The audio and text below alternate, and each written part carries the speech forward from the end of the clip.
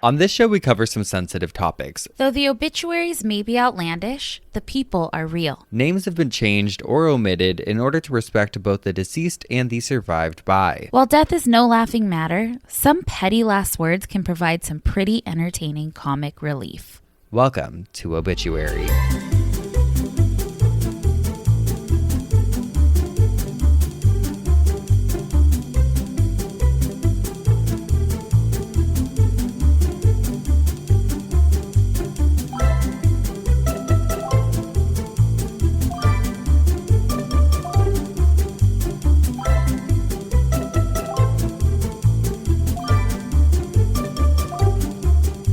Welcome back to Obituary. I'm Spencer Henry. And I'm Madison Reyes. Hi, Chuny girl. Hi, Chuny girl. Hi, Chuny girl. I'm in a good mood today. I'm in a good mood too, girl. I'm a baseball wife. You are? Okay. How sweet is that Cisco got to throw? Well, it's your news. I'll let you share. So we're in Long Beach, everybody knows. And Cisco got to, we got a minor league baseball team. Big news. Okay? Yeah. Yeah. And Cisco got to design the logo, the uniforms, like everything. So cool. I know. And it was opening week this week, and he got to throw out the first pitch. Oh, I wish I could have been there. I know. It was so sweet. But I had such FOMO. I was like watching everyone's videos and pictures because all our friends went, obviously. And yeah. Our family, our sisters went. Yes. Fully. I was watching. I'm just like, oh, I want to be there. But that is so fun. And so fun for him.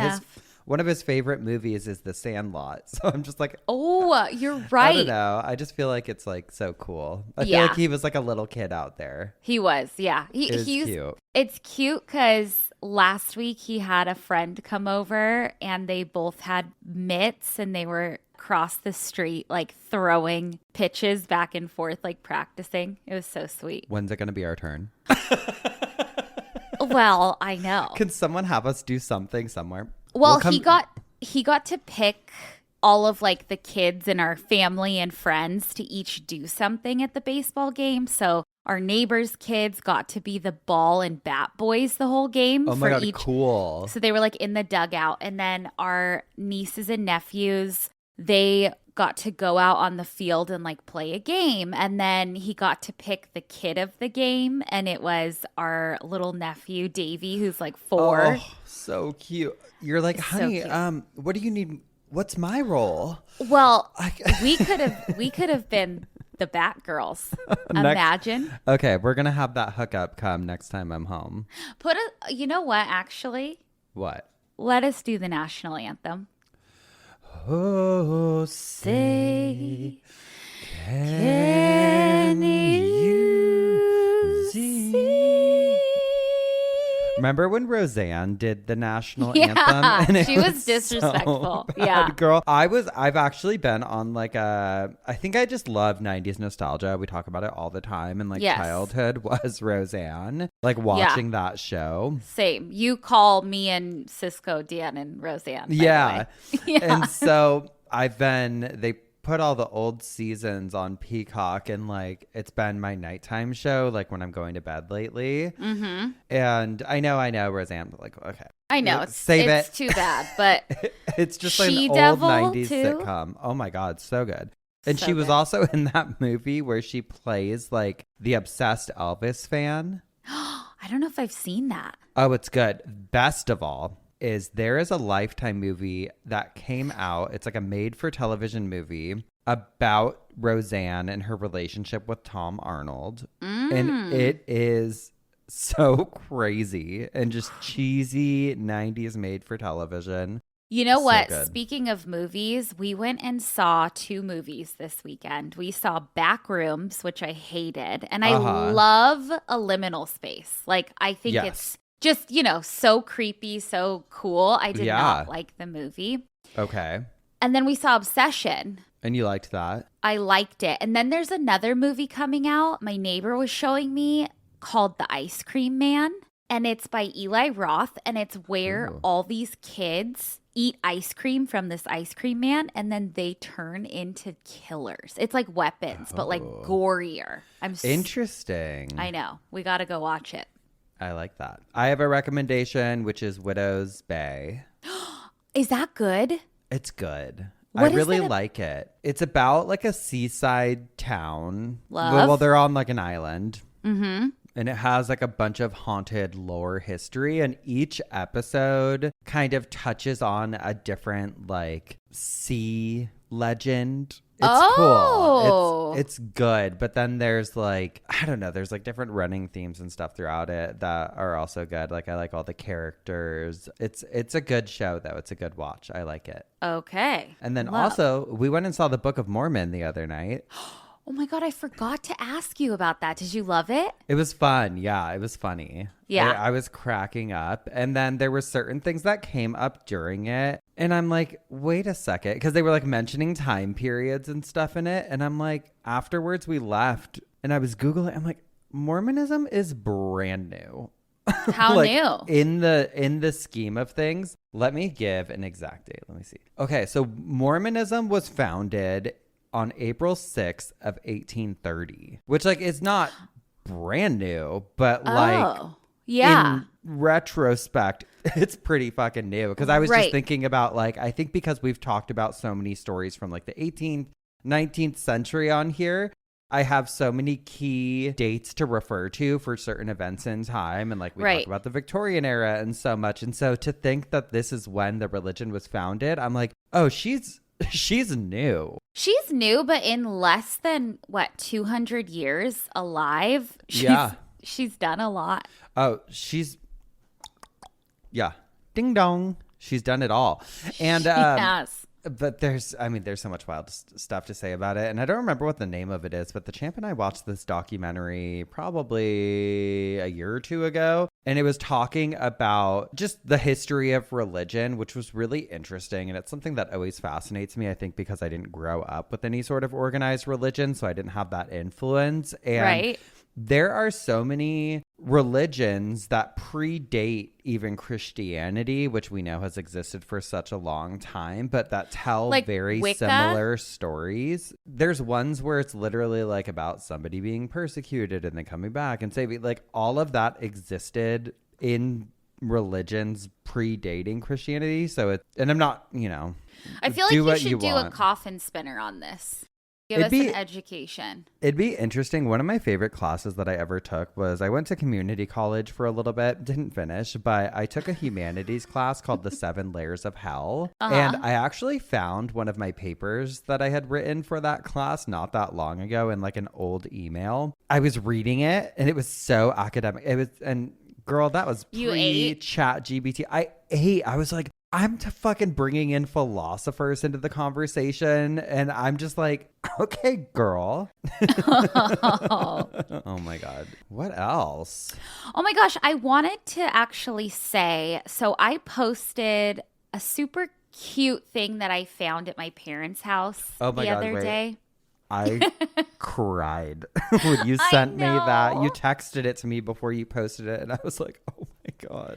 I know. So I found this little note card. I'll post it on our episode thing. Or actually, I'll send it to Austin to put it in here.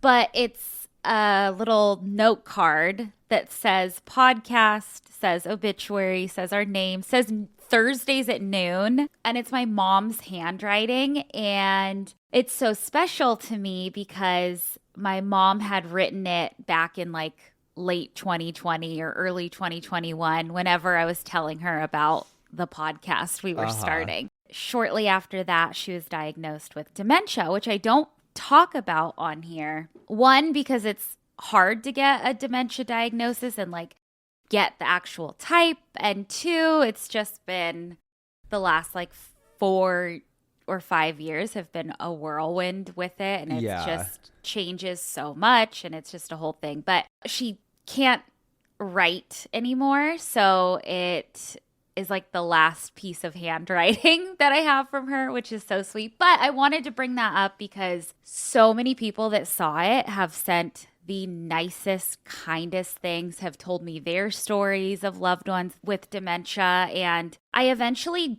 I think, want to do a coffin spinner on it because it is such a, like, dementia, Alzheimer's, all the different types, such a wild disease. It's an awful disease. Yeah, it's just a, it's something that daily life, that's my daily life, is dementia now. So I think I want to do a coffin spinner on it. But yeah, I just wanted to say thanks. Yeah, I mean, every Thursday we get done recording, and that's where you go. You go over to your parents' house to, sleep over and see them. And it's something that I've learned so much about just from you. I mean, obviously we're so close and our worlds are so intertwined, but it's been really eye-opening, I think, to just see the progression of things and then see things like, I'd be interested in a coffin spinner personally because it's interesting to see all of the different, it's almost like grief, like all the different levels there are to grief and all of the different things you go through. Yeah. It's kind of like with dementia, there's all these different levels to it where people have these seemingly shared experiences, and then fully, okay, it's not just my mom going through it, or it affects so many people. Her particular type of dementia, I don't believe is genetic, we learned, which is something that, like, my siblings and I were like, should we go get tested, like what, because we don't know anyone in our family who's had it. So, but there's also a lot of silver linings. Just like with everything, there's a lot of, sweet things and things that wouldn't have happened if this didn't happen. So it's totally. Yeah. So, but I would love to hear more stories. Please send them in because they're so comforting. And there is that, like, there's grief, obviously, like sure. you're grieving someone who's not there anymore. But then there's a new version that you love so much. And then there's the, like, what do they call it? It's like pre-grief or it's like the person is still physically here, but there's grief. Yeah. Yeah. I mean, it totally makes sense. We talk about it all the time because there's things we talk about where we're like, oh God, like I'll be like, I wish my mom could do that. And you're like, yeah, same. Like it's she's still there, obviously, but mentally it's just a different story. But she also says some wild shit now. Yeah. I mean, that's the thing. She's still like the sweetest, bubbliest, funniest fucking person I know. She's hilarious. She is hilarious. But yeah, no filter now. She just saying shit. Yeah.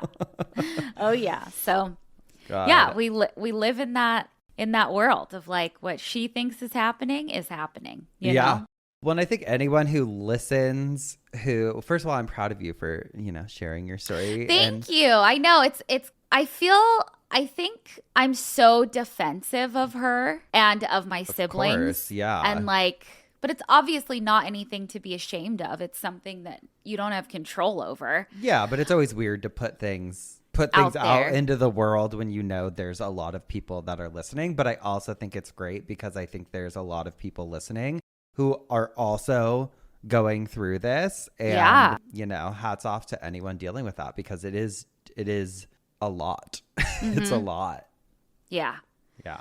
Yeah. It's a wild, wild ride. But she loves you. You call her and she knows. She's my bestie. I love her. She's so cute. I love talking to her even more now. I know.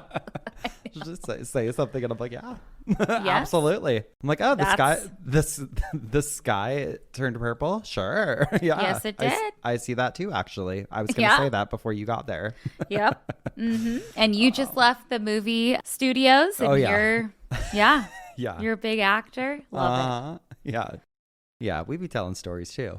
Yeah, I know. Sometimes she'll ask me, like, so how's your mom? And I'll be like, she's great. She's great. She's thriving. Awesome. Yeah.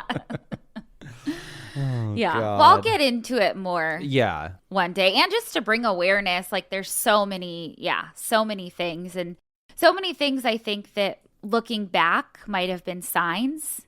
Mm-hmm. So yeah, it'll be something I'll I'll deep dive a little more. Yeah.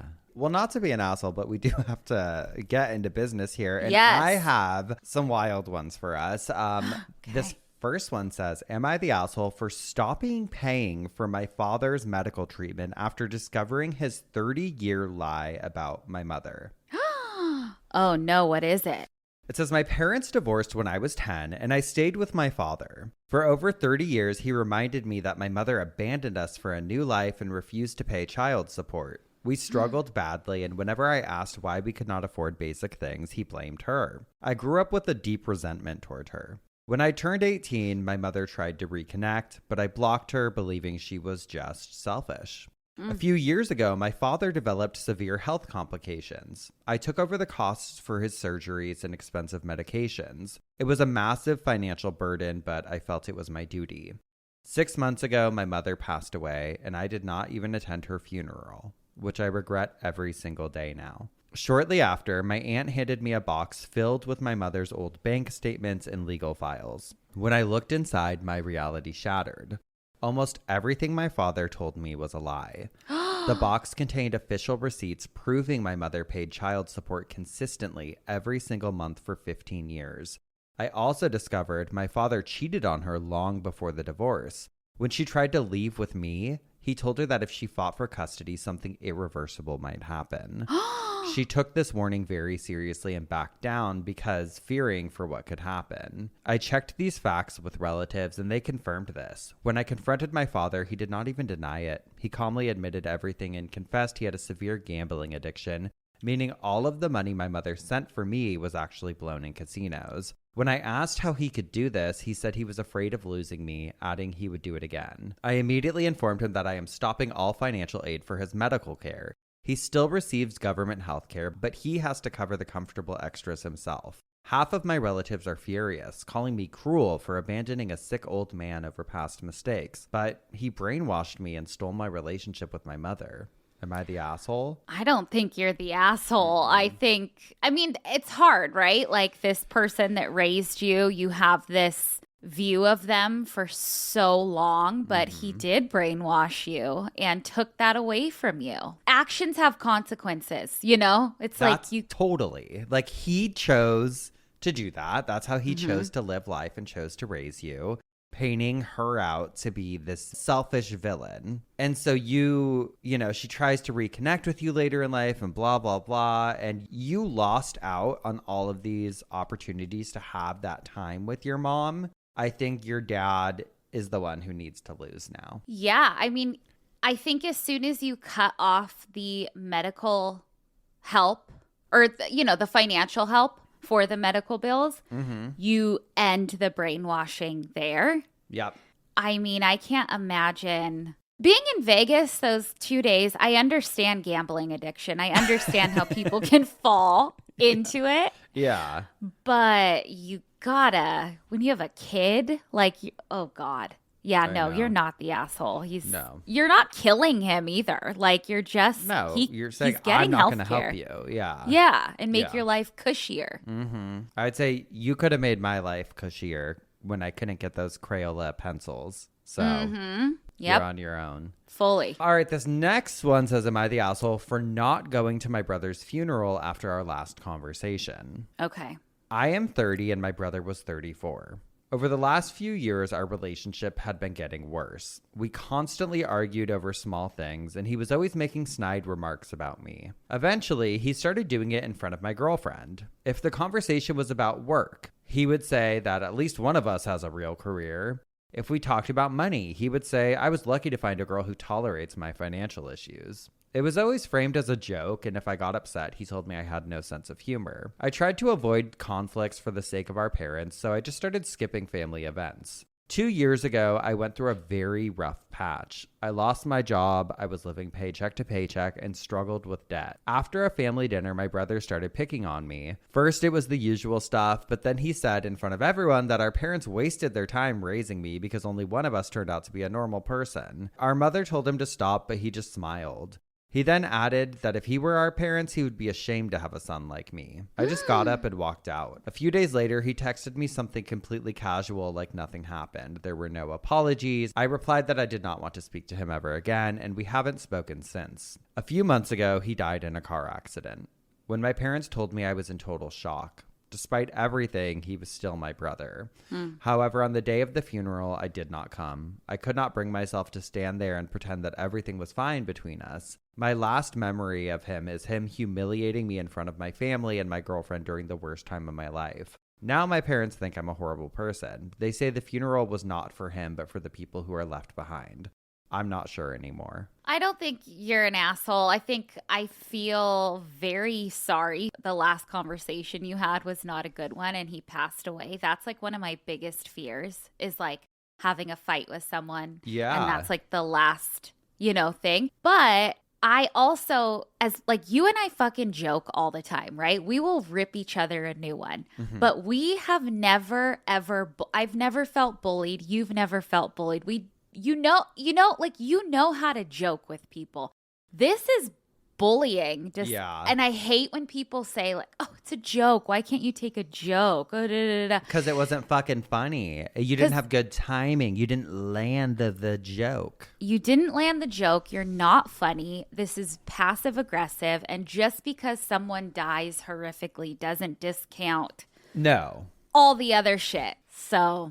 Okay. I will say the only thing that I do believe is true is that they say the funeral was not for him, but the people who are left behind. And I think if you have a good relationship with the rest of your family still, I personally would probably go to support. And if people were saying things like he was such a kind person, I'd be like, I don't know.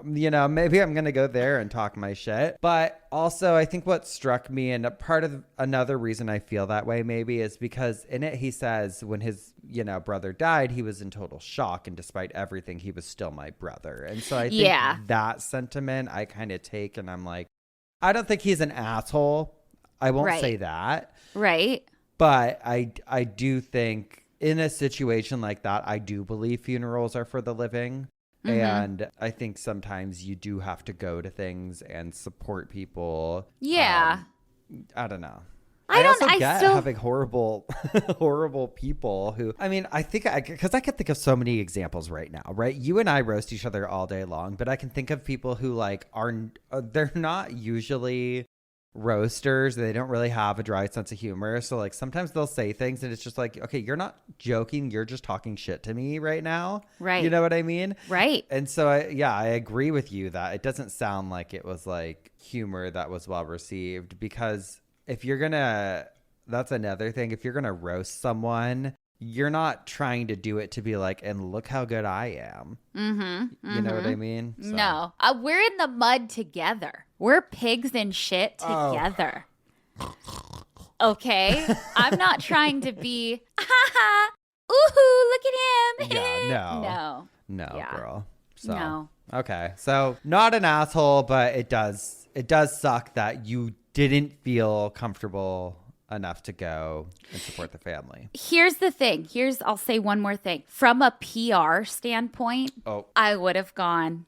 I would have supported my family. Yeah. I would have I'm shown not looking up. bad. I'm not looking bad. You're gonna, I'm not going because I'm not going to mourn you. I'm going to make me the star now. Show face. I'm the star sibling. Okay.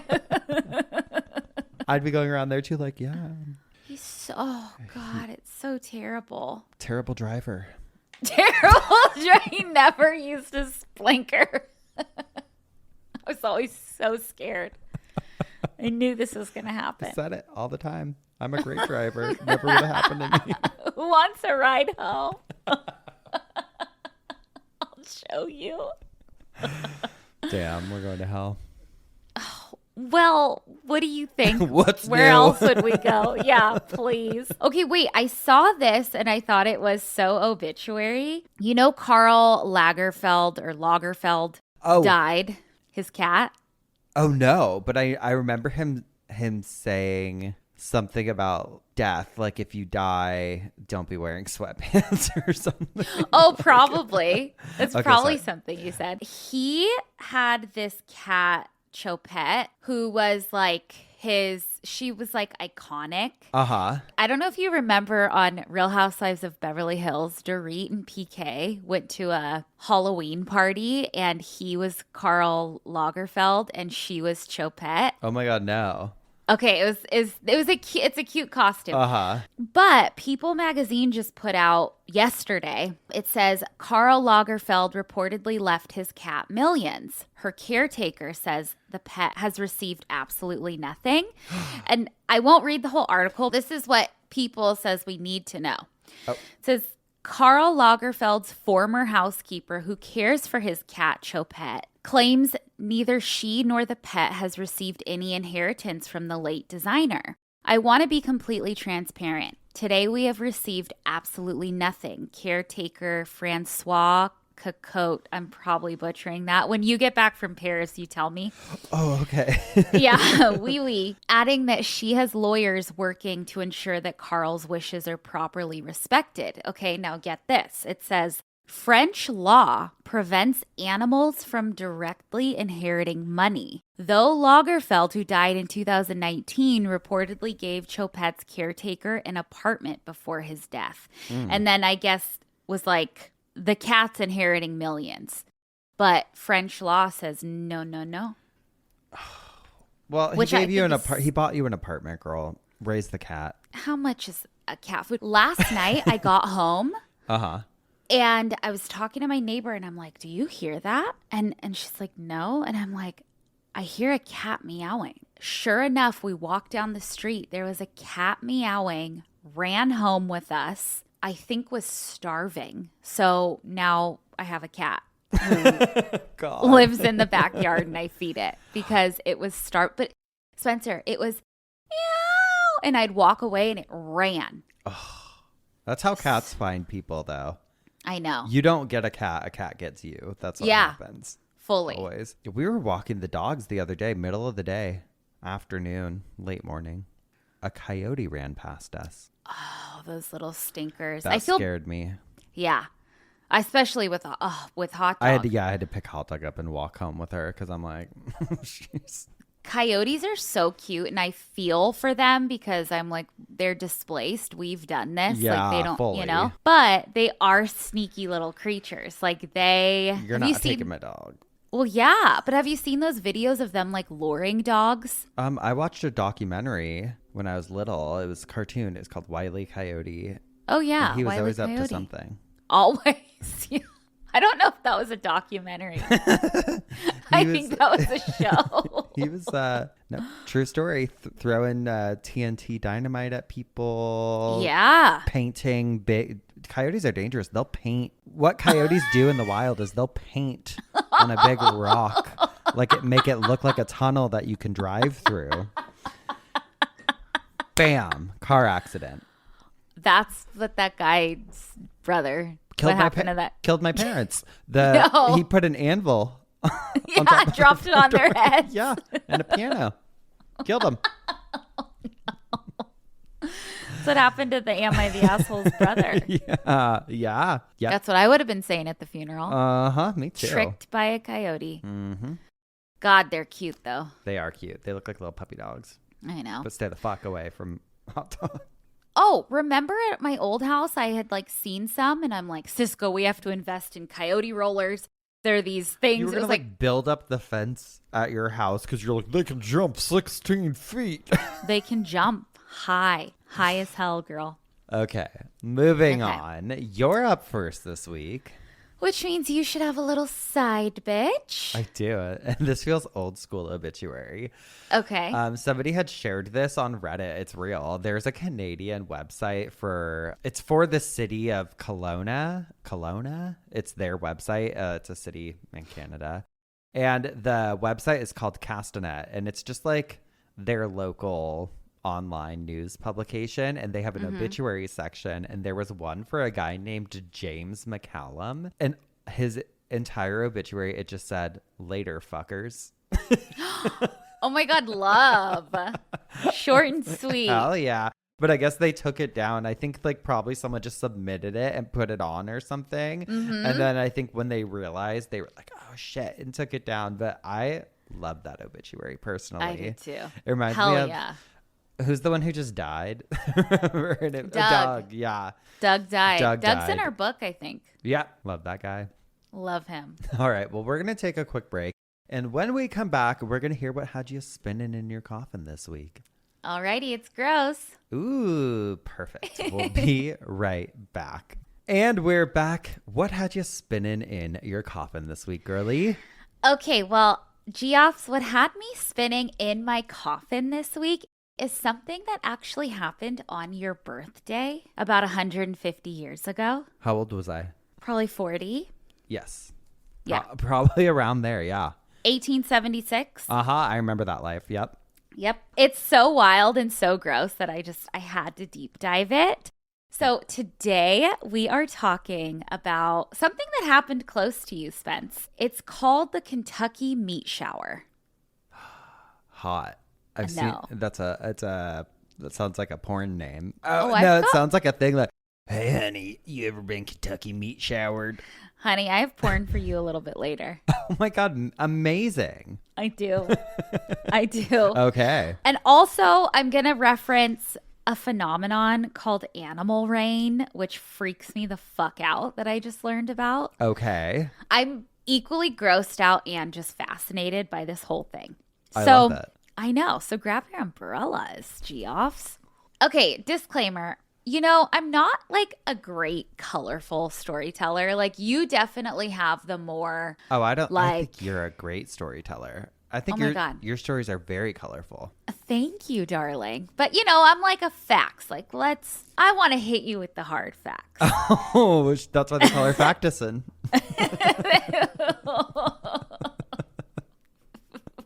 Facticin right here coming at you. Okay, so I want to set the scene. Okay. Okay, mama. So it's March 3rd, 1876. You'd be out celebrating your birthday. Yeah. But in Bath County, Kentucky, there's this little community called Olympia Springs. And this is like rural Kentucky. Right. Rural Kentucky. Yes. So like farms, dirt roads, livestock, the whole thing. One of the main witnesses of this Kentucky meat shower was a woman named Mrs. Allen Crouch. And this poor lady was literally outside on her farm making homemade soap and like minding her business. Like I just picture her out there probably thinking about like what she's going to make for dinner. And I mean, that's misogynistic, but she was probably making dinner. Yeah. When all of a sudden she notices something falling from the sky. And at first she thinks it might be snow, but it was a very clear, sunny day. So like it being snow would be bizarre. But then stuff started landing around her and she realized it was not snow and it wasn't anything that you would ever expect to fall from the sky. And by the title of the event, I'm sure you can guess it was meat. It was flesh. Yeah, meat. What? Okay, so I read through dozens of newspaper articles about this from 1876, and one of them talks about her being outside at the time with her cat. And her cat was like super excited, like ran, started eating the meat, loved the meat. The livestock that they had was eating the meat, like fully was loving it. Is it human or animal meat? We'll get to that. Reports say that pieces continued falling for several minutes and covered an area that was like 100 yards long and 50 yards wide. So pretty big. Yeah. There's like maps of it. I saw like a realistic map of it, and it's a huge area for meat to just be falling all over. Bizarre. Yeah. Something gross too that I read. She was fully interviewed. I have all of them linked if you want to go like read her play by play of everything. But she said that when it hit the ground, it like snapped. And I'm like, oh God, just like meat. Like heard a snapping noise. Yes. So gross. So at first when I'm reading this, I'm like, okay, girl, like is this just a town urban legend? You know, like this didn't really happen. And then I started researching it and going through old newspaper archives, and I found this article from a few years later in Bath County that just made me laugh. It doesn't have really anything to do with the meat shower, but I wanted to read just like a little bit of it from the Centennial Democrat from 1879. It references Bath County for the meat shower, but it is like Bath County will not be outdone by the meat shower. I guess this other woman, I was laughing. She gave an account of seeing something bizarre. It says, quote, "From her, we learned the following. Her husband, Mr. Goodpaster, had gone to Fleming County to mill, and she was washing some clothes. She went out of the doors for something when, on looking up, she saw over a field nearby something like a man suspended in midair about 20 feet above the tops of the trees. The figure was making gestures of all kinds, but spoke not a word. It would throw its hands wildly, then fold its arms, then clasp its hands, and drawing its knees up, assuming the attitude of prayer, and then commence its wild gestures again. When Mrs. Goodpaster first saw it, she called to her mother-in-law who lived with her, and she too came out and saw it." So they go into this whole thing about some crazy man suspended in the air, like like going crazy. So I'm like, something is wild happening there. Yeah. We still don't know the verdict of that, but I was laughing. Well, you know what that reminds me of? What? One time my mom was in the backyard at my parents' house. Uh-huh. Did she see the same man? No. Their next door neighbor, I'm not going to name him, runs over. He's like, Laurel, you gotta see this. That's how he talks. That's how he says. You gotta see this. There's an angel in my backyard in the trees. There's an angel in my... This guy's a lawyer, mind you. There's an angel in the backyard of my trees. Now I took a picture of it. And she looked at the phone and there was nothing. No angel? Sort. No. Fuck. Like, see? Okay. That's what I thought was happening with the meat shower. I'm like, this woman... Yeah. She was on the bath salts in Bath County. Fully just, eating soap, probably. He said, girl, if I looked in my backyard and there was a man doing different moves, I'd be like, okay, you're getting shot. Yeah, fully. Could you imagine? I mean, it's terrifying to think of, but... Probably a vampire. But, like, why is he provoking? Why is he up there, like, because you know, if we could, you know damn well, if you and I could float midair, we would be in people's backyard doing crazy things. Woohoo! Look at me! Yeah. Yeah, it would work. Okay, yeah, I'm an angel. Oh my god! Oh my god! Look at me! That poor lady. No one's gonna believe you. No, yeah, fully. Look at 150 years later. Still doubting her. Making fun of her. God. Okay, back to the meat of this story. Ooh, okay. All right, so many people witnessed this, and they started collecting samples of it to try to figure out what kind of meat it was. There were also reports of it just smelling like death. Like, just terrible. Yeah, that's what I would imagine. A bunch of fucking flesh falls out of the sky. I know. Crazy. But could you also imagine, like, I think some people were like, this is the end times. Like, this is, biblical. Like, I'm sure people are if this happened now, these idiots. I'd be freaked out. I would too, but people would be like, well, it's happening. Well, it's happening. Trump said. Trump said. Our Lord and Savior. When the meat falls from the sky, we need to put on our gold tennis shoes, grab our Trump Bibles. And our Trump gold cards. And then dial for help on the Freedom phone. Yep. Okay. Fully. Yep. Fully. Okay, some people, though, there's specifically 2 men who decided to eat it. They were like, we're going to fucking cook this up and we're going to see what kind of meat. He provided, we'll consume. Yeah, beautiful. Yeah. So they ate it and they were like, okay, this is either venison, which is deer, or mutton, which is lamb. Like some of it tasted like deer, some of it Kinda tasted like gamey. lamb. Gamey, yeah. I love that people were able to like flavor profile it, but also it doesn't explain why it was falling from the sky. And also you don't know if it's an animal. You don't know what the fuck it is. It's fucking gross. Finally, like several samples of it were taken and sent to reputable people who actually examined it, like with microscopes and shit. Yeah. And there was one guy who's like most frequently mentioned. His name is Leopold Brandes. And he looked at it under a microscope and said that it was not animal meat and it was not meat at all. He said that it was probably something called nostoc, which it's spelled Nostoc. Which is a type of like bacteria that can swell into this like jelly mass when it gets wet. Ew. It's nicknamed troll's butter or witch's jelly. I'm serious. Oh, that's what they call you. That's what they call me, I know. But I looked it up and it looks almost like roasted peppers or something. It's like this. You would know if it was that or meat. By eating It was like it. green. Yeah, no. I'm not buying that theory. Yeah.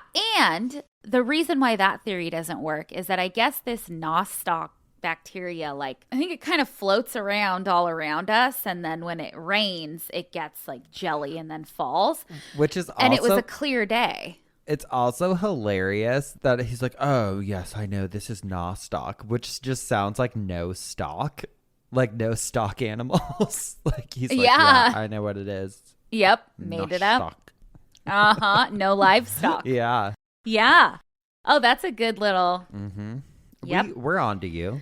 We're on to you. There were other scientists on to him too, and they were all fighting. The girls were fighting. There was one guy that came out and said, no, this is clearly lung tissue, and this is meat from a baby. Yeah. Fully said this is baby meat. Congratulations. You ate a baby. You ate a baby. But that theory didn't hold any weight, thank God. And then other scientists were like, this is lung tissue, this is muscle fibers, this is animal meat. So it was the whole thing. But the most widely accepted explanation, which makes the most sense to me, involves vultures. Before I started researching this story, I knew like vultures, you know, they're scavengers. Yeah. They go and eat dead things. What I didn't know is that they have this defense mechanism where they will puke out everything in their stomach if they're frightened.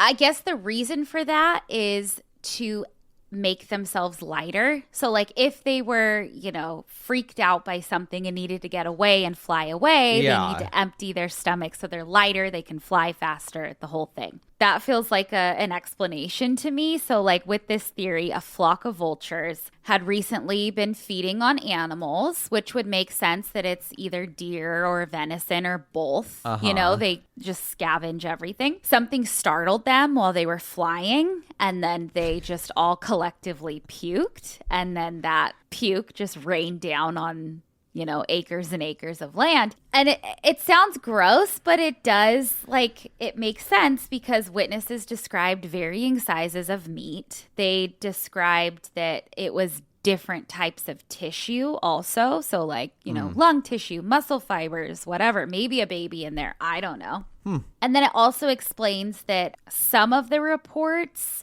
suggested that some of the meat was like already decomposed also. It was just like all different types of meat, all different, you know, so that does make sense to me. But there are zero accounts of people seeing a vulture at all. I think it was probably aliens. Maybe. I mean, fully, maybe. Maybe that's what powers their UFOs. We just watched, I think it was The Age of Disclosure, and UAPs are typically, they've got like a sphere around them that produces energy and allows them to just move through vortexes and... Oh, okay. I was expecting you to say something stupid, but that was, that sounded great. More of my colorful. Spencer, you tell colorful stories, and I tell the facts. Yeah. You say shit, and then I say real things. I say the facts from moron.com. Okay? That's what it is. I was looking for a dumb criminal last night because that was the last. I was like, oh shit, I forgot to get a dumb criminal. And I was looking and I was like trying to go to like dumb.com, idiot.com. I couldn't remember what it was, and it makes me feel even stupider now that it's moron. But I Googled Geoff Gaylord just for a throwback. Check on him? Yeah, just checking. Where was he? Anything? No. Oh, God bless him. God bless him. So nobody really knows. The only thing in 2004, a sample that was from this Kentucky meat shower was found. People had stored it in jars, and scientists tried to extract DNA from it, but it had been way too degraded and been too long, so they couldn't get anything from it. Very bad little meat. You little chunk of meat. Look how little meat you are. We don't even know if you are a meat. Yeah. You could be a bacteria. You could be jelly. Oh, you sick little bitch. You sick little bitch. I think you can go see it, though, at the Transylvania University. Oh, sure. That's where the vampires want you to go. Yeah. I'm not falling for that. Something's up in Kentucky. Girl. Yeah. Mm-hmm. But what I thought was really cute is that they hold in Bath County, they host a Kentucky Meat Shower Festival. I think it's every year. They had one this year because it was the 150th anniversary, but there were vendors, exhibits. They had a mystery meat chili cook-off. They had a reenactment. I know. Fun. I loved it. I know. Well, I wouldn't want to go because I don't eat meat, but... Oh, yeah. I'm sure they do a tofu. Maybe it was tofu that fell. Maybe.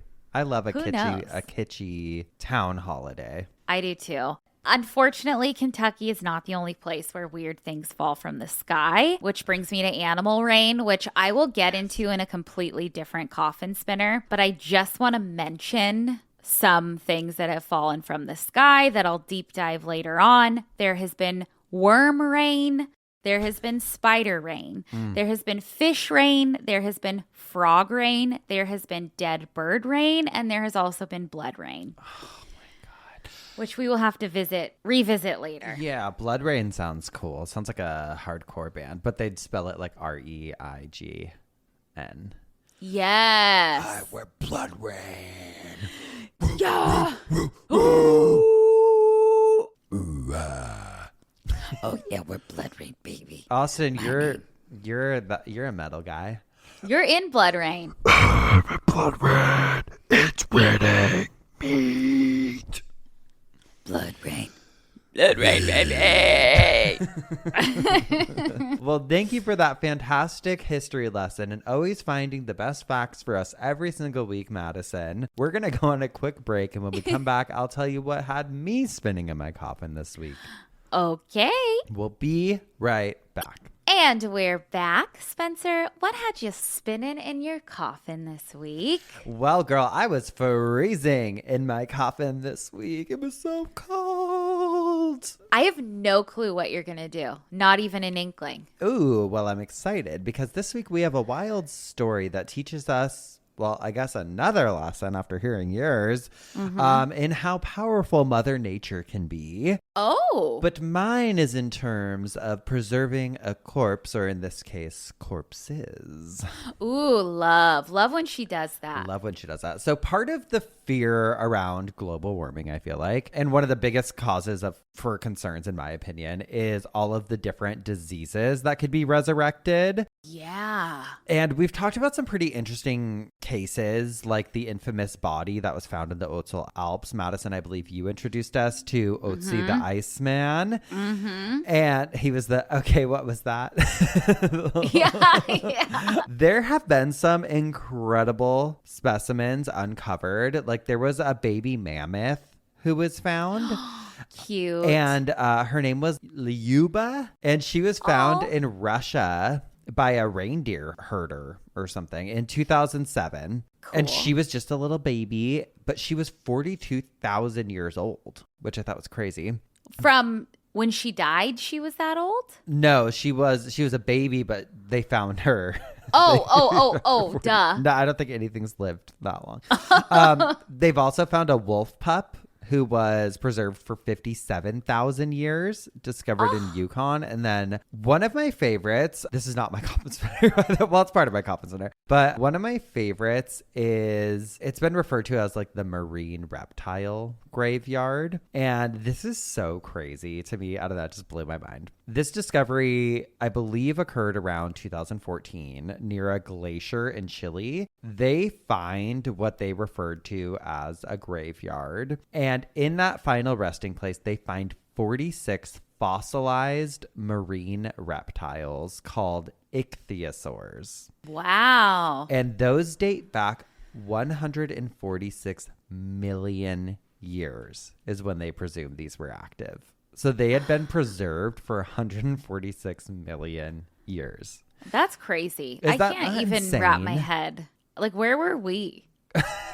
Not there. Well, maybe. I don't know. But they were able to study the fossils and they found all kinds of different variations. Some of the ichthyosaurs were pregnant. Some were babies. Some were embryos. But what's crazy is what they looked like. You've probably seen this picture. Maybe I just sent it to you. They looked like a hybrid dolphin lizard. Oh my God, cute. And they could like survive on land and in water. And I think kind of scary though. Well, I think that's where they believe that dolphins like came from. Fully. Oh shit.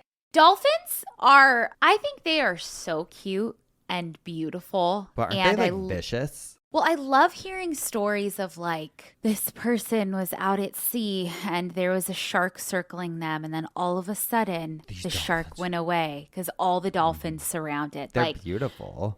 They're beautiful. But then you hear they're perverts and they just want to fuck. And like, yeah. They're just little freaks bimbos. Me out. I love it. Yeah. Anyway, according to livescience.com, it's suspected that they were killed in a giant mudslide that like swept them into the ocean and covered them up and drowned them. But I just thought that was so fascinating. I got distracted by animals like when I was researching what I wanted to talk about today. But next, I want to talk about a couple named Marceline and Francine Demoulin. Okay. So they're this couple just living their life. And on August 15th of 1942, a husband and wife, Marceline and Francine, they left their home in the Swiss village of Chandelin, which I'm adding to my travel list. It's like in the Swiss Alps. So beautiful. I am telling you, ever since I got those fondue pots and have been buying like Swiss cheese and like fondue and shit, I want to go there so bad. I really do. Why don't we? I know we should. We literally it can. Just looks so beautiful. And then that episode I did on cheese, like everything looks Swiss beautiful. chocolate. Oh my God. Oh my God. Just nice Honey. people probably. Let's go. We should plan the go. trip. Okay, but this story is tragic. The story about the couple. Oh, okay.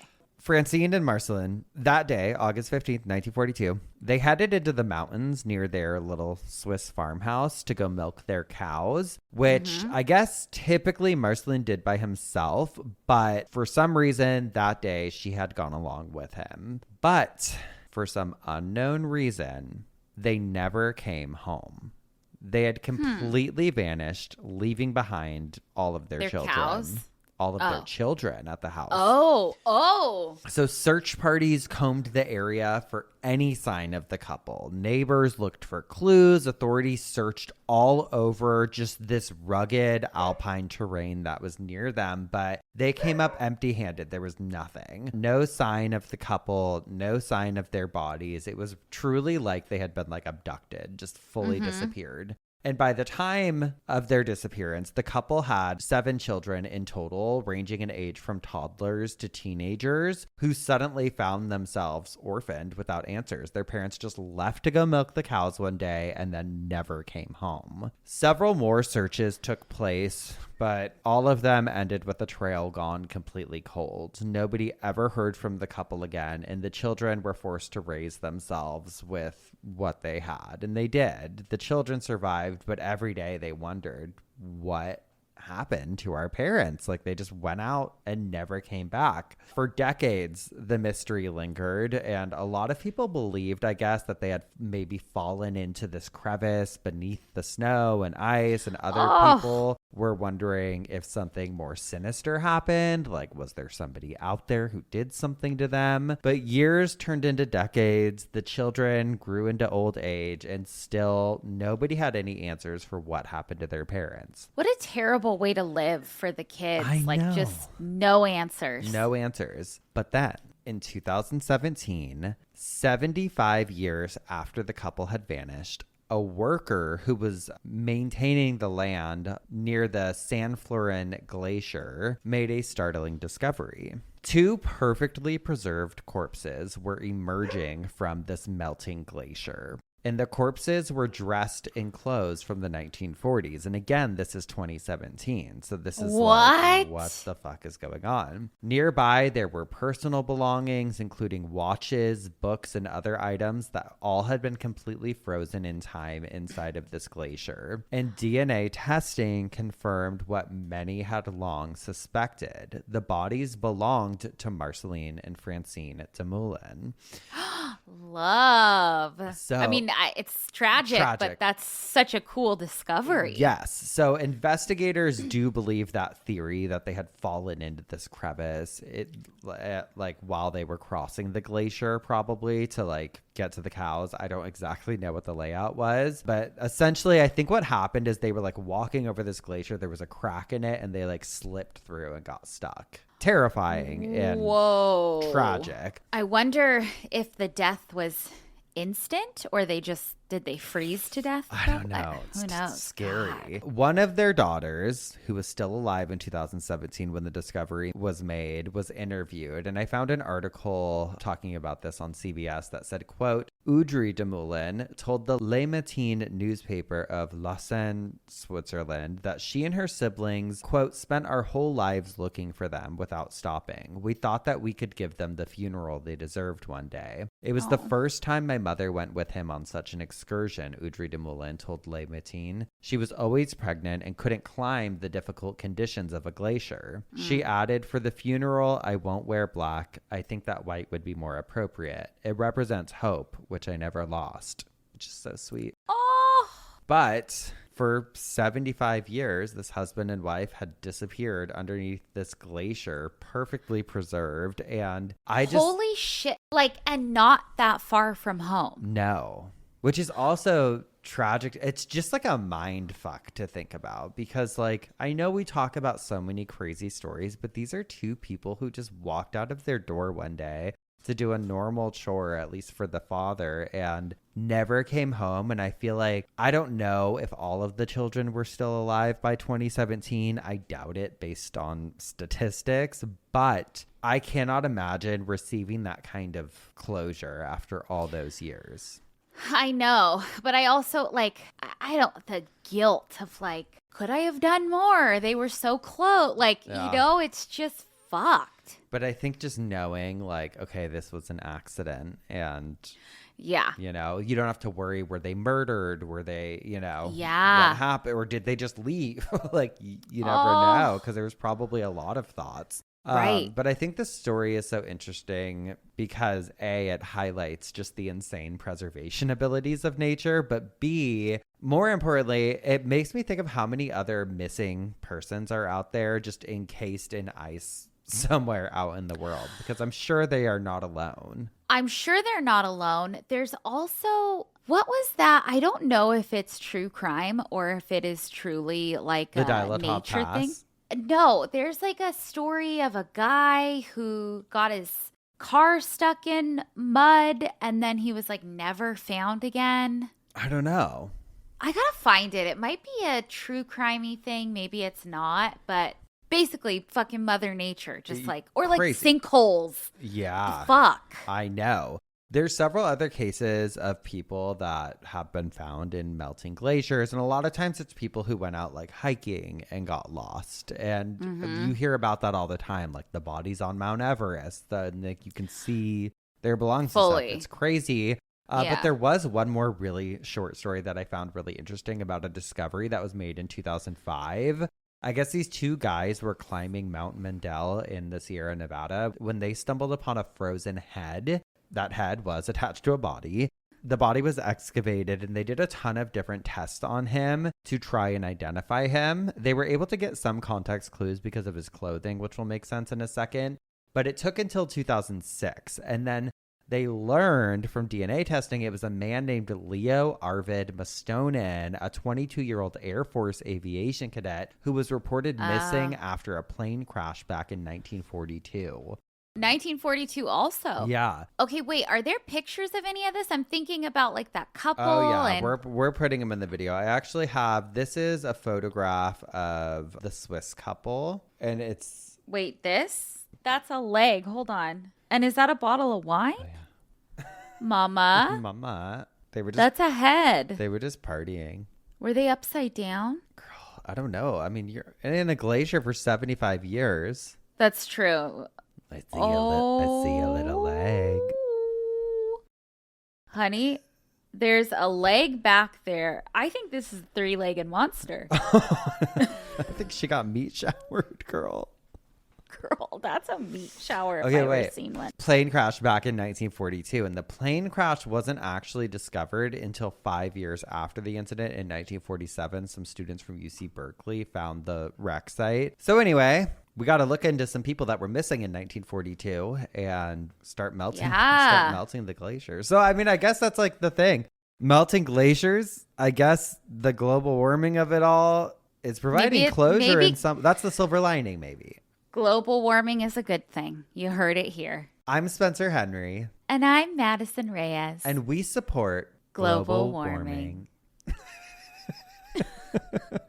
Which is not funny at all. We know. No. Oh my God, no. The planet's so hot. All right. Well, Madison, I believe it's time for some obituaries. Okay. So I have an obituary that says, with heavy and grieving hearts, we announce the passing of our son, brother, and uncle, Rhett Douglas Messerly, on November 23rd, 2025. Rhett was born on February 2nd, 1998, to his loving parents, Joel and Libby Messerly, in Ogden, Utah. Rhett attended Weber High School and was known as the goofball to his peers, the handsome boy with nice muscles to all the girls. He always had a way of bringing a smile and laughter to those who knew him. Most importantly, he will be remembered for his incredible capacity to help others. He was especially sympathetic to women in need, whether it was helping them dig out their car from the snow, providing a meal, or helping them feel safe in their circumstances. Throughout his life, friends were drawn to him because of his immense capacity for accepting people for who they are,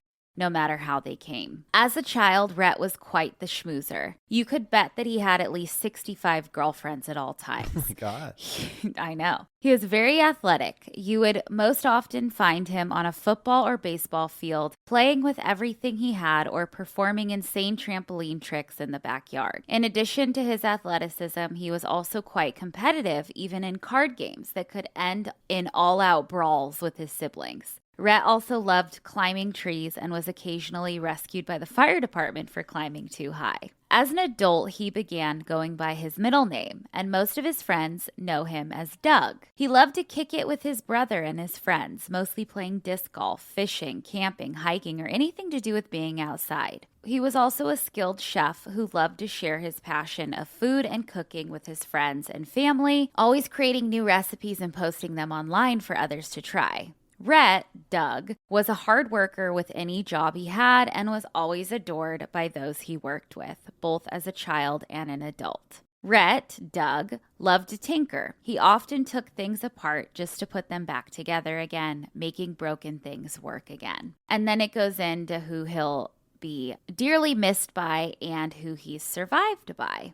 What it doesn't talk about is that he actually went by the name Scott Finn, and he was an adult film star. Love. And did gay porn. Uh-huh. But they did not mention anything about hence them his... being like, he had 65 girlfriends. To girls, he was the man with all the muscles. And he had like reading the obituary, I was like, oh God, you guys, come on. Covering it up. Covering it up. Yeah. So who knows? Maybe, whatever. But I think I love a porn star. Be proud of it. Yeah, be proud. We love it. So there you have it. Yeah. Yeah. All right. Well, I have a different one. Okay. This week. This is the obituary for Eddie Lee Mosley. Eddie Lee Mosley was the son of the late Robert L. Lee and Willie Mae Mosley, which I love the name Willie for a gal. I do too. He was born in Fort Lauderdale, Florida. Eddie was a child who really wanted to learn. Unfortunately, due to a discovered learning disability, he was unable to finish education in public schools. Slow learning programs were not available during that time. Eddie later continued his education and training through the Job Corps. He is best known for having a servant's heart. What brought the most joy to his life was when he was using his hands to create, work, and bring things to life. He loved gardening and landscaping. Eddie could grow anything he planted as if he had a green thumb. He enjoyed odd jobs around the house, such as painting, cleaning, and even cooking. He was always eager to help and didn't mind working, whether for pay or as a volunteer. With a servant's heart, he always attended to the needs of others first. Eddie loved his family and dressing nice. To pass time, he would go fishing and did not mind giving away whatever he caught. In other words, Eddie did not want anyone to have a sad face around him. It brought joy to him to make someone else's day and put a smile on their face. God blessed him with a love of sharing. Eddie was preceded in death by his 4 siblings, Ollie, Betty Lou, Alfonso, and Robert. He leaves to cherish his memories 5 sisters, Betty Jean, Mamie Lee, Anthene, Annie, and Ida, along with a host of nephews, nieces, grandnephews, grandnieces, and friends.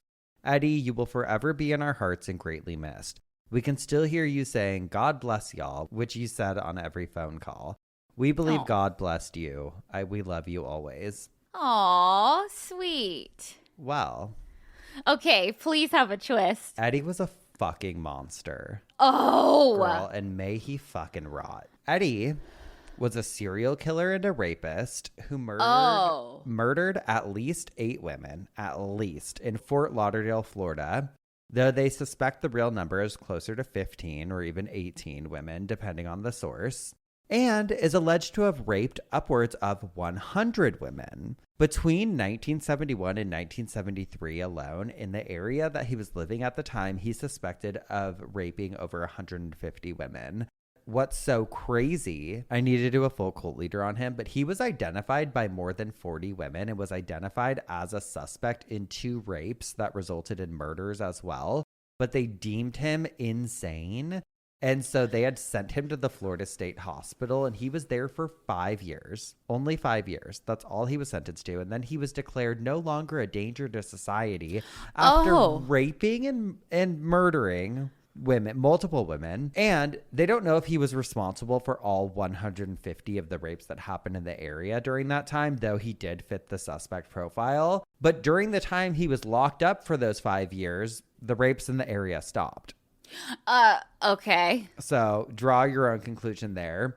But in 1987, he was arrested for a burglary charge, and they did a blood test, and it tied him to several murder victims, which I believe is how he was found accountable for those 8 murders. Mm-hmm. But for the family to pen an obituary that is so sweet and sentimental is insane, in my opinion. The dude was disrespectful. So disrespectful to the victims. I get it. It is not the family's fault always, though they play a role in the conditioning. Yeah. In a lot of cases, there's plenty of cases where people do just fucking, the wires are crossed somewhere and they just are fucking maniacs. Yeah. No one's putting a gun to your head saying put an obituary out. No, or just keep it short and sweet if you're just trying to let people know he died. But I would tell you this. I think more people are reading your son's obituary with glee than they are with pain. 100%. Yeah. He was a monster. And I think if somebody's like that, he always just wants to make sure everyone had a smile on his face. The girls he was raping, the women he was murdering. That's crazy. It's a slap in the face. I don't care if you need to live in a fantasy world to get by, because this is someone in your family. But no, that's terrible. I mean, speaking of conditioning, don't they say like a lot of serial killers were actually incredibly spoiled? Oh, yeah. Yeah, there's so many that are spoiled. There's also a huge theme where it's like, especially with men, Men that are raised in a world that is closed off from society, like in Ed Gein, for example, like men that are raised with this strict, like you are adhering to this and need to live in fear of this and women are unholy. Like that is all stuff that is taught at home. And yeah, it just fucks them up and turns them into fucking nut jobs. Scary. I'm sorry, fuck that. Yeah. He does not deserve a nice, kind obituary about what a great person he was. Yeah. I don't even what the fuck? Yeah, no, go fuck yourself. God, hate him. Hate. Well, speaking of dumbass criminals, we have spun in our coffins. We have bitched our obituaries. It means it's time for some dumb ass criminals. Who you got? Okay, I was laughing. Oh, I'm taking a picture of my shoe. Cool. Okay, hold on. Cool. I was laughing at this because it just happened a couple nights ago. And I thought it was AI because I was like, this is so stupid. Like, this can't be real. But it was. KTLA.com reported on it. Before you look at it, Okay. It says, 2 suspects wearing all black clothing and face paint were taken into custody after a burglary attempt at an Ulta Beauty location in the San Fernando Valley Monday morning. Dashcam video obtained by KTLA from news video service TNLA showed the 2 suspects running across Canoga Avenue near Victory Boulevard in Canoga Park as police were being called to the scene around 12:30 a.m. They found the pair behind a nearby BJ's restaurant and brew house. One of the suspects, covered in makeup with an apparently painted on mustache, smiled several times while being arrested. Okay, look at yeah. They put face paint all over their eyes. It says damage to the side of the Ulta Beauty store could be seen where the suspects attempted to gain access to the location. It was unclear whether anything was taken from the store. That's it. Dumbass. Dumbass. Asses. You know, I've worked in Ultas before and people do fucking come up in there. Smash and grabs. Smash and grabs. I think they still happen, but I don't leave my house. But they would have, people would come in with pillowcases. Oh, you used to call me and you'd be like, I'm leaving.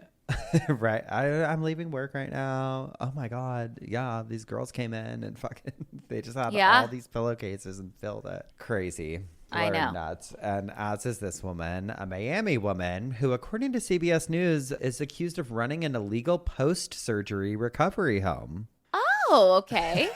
I feel bad for the victims in this, but it's crazy. Quote, a woman is behind bars after authorities accused her of operating an illegal post-cosmetic surgery recovery home in Southwest Miami, where investigators said patients paid more than $200,000 for services since October of 2025. How do we get into that? According to the Miami Sheriff's Office, deputies raided the home and found 8 people recovering from cosmetic surgery inside, along with 2 employees, which reminded me of Euphoria, where they were... Fully, I thought. Yeah. Uh-huh. If you've seen it, you know. Investigators said patients paid an average of $300 per night to stay at the location near Southwest 132nd Court and Southwest 215th Terrace. Services allegedly provided at the home included assistance with bathing, dressing, eating, personal hygiene, and medication management. The woman arrested, Carrie Smith, is a nurse who promoted her business, Snatched and Curved, on social media. In one video posted on Instagram, Smith claimed, "We're the #1 post-op provider in Miami, Florida." Authorities said Smith has now traded her scrubs for an orange jail jumpsuit after being accused of operating an unlicensed post-cosmetic surgery assisted living facility and unlawfully disposing of bodily fluids. Ew. Prosecutors said the arrest was not Smith's first for allegedly running an illegal recovery facility, noting she was previously arrested on similar charges in 2023. Some people just don't fucking learn. I know. It reminded me of like those people though who do like the like teeth at home. Like they're like, come to my house, girl, and I'll give you the veneers. Or like the filler, like, and they're injecting them with cement. The new thing is peptides. Oh, girl, give me a break with the fucking peptides. At first it was beef tallow, now it's peptide. It's like, give me a break. There is a new trendy the older I get, the more I see it. And it's like, listen, there are a lot of things that have a dated history of being useful in certain ways and blah, blah, blah. 100%. Yeah. But people, like 90%, I'm going to say, of the shit you see online, if people are like, this will change your life. It's like, it is not backed by any sort of science whatsoever. And I know we live in a world that does not believe in science anymore. I get like, everything just drives me nuts. Like, I'm like, I get. No, that's the thing. I get it. You and I get that we want to do everything we can to look our best, right? If there's a product that's promising something, I'm on TikTok shop, probably ordering it. That Korean boob stick that people are putting on their faces right now, I'm really tempted to go order it. But I'm like, okay, save my money, stop buying all these little things and just go get Botox, go get some filler. Yeah. Save up for that facelift. And also just don't go to Rosie things. O'Donnell's doctor, though. Not that facelift. Just do some. You can do the most basic Google search. Like, there are things where it's like, remember I bought sea moss gel and I was like, you were on a huge, I know. was on a health kick. I'm like, I'm going to do this sea moss gel because there is a woo-woo side to me and I love alternative medicine. Of course. I think there's a balance. Yeah, you have to balance it though. Yeah. And I remember like being like, I don't really feel a difference on this. And then looking into it and it's like, unless it's this specific algae from this specific blah, blah, blah, it's like, you learn, like, you're like, oh, okay, like that makes sense. Like, right. There's just so much placebo shit out there. And also with vitamins and that, people get on these routines where they're buying thousands of dollars worth of different things. And it's like, your body makes what your body needs. And if it doesn't, then that's when they say, okay, yeah, pick up this vitamin if you have a deficiency in it. But unless you have a deficiency, a lot of times it's not doing anything. It's just you're peeing it out. Yeah. Fully. Yeah. Anyways, that's my medical corner. That's been the facts with Madison and Spencer. Okay. But. Hello. Yeah. Or just, do whatever makes you happy, I guess. That's true, too. Who are we to say anything? Yeah. But don't run a post-op recovery center from your apartment. Yeah. Back to that. No. Don't pay to go there. Crazy. I know. But yeah, sounds pretty good. $200,000 a person. Yeah. No, I'd rather be like that other dumbass criminal who was getting money from men in the papers, remember? And she was like, yeah, or I'm a psychic now. Okay. Girl, we're psychic mediums. We'll send you the Zoom link and you send us $5,000. Please do. Oh my God. No, but okay. I was going to go on another tangent, but that is where we'll wrap things up for the week. We'll see you next week for some more coffin spinners. And obituaries. And dumb ass criminals. Goodbye. Goodbye.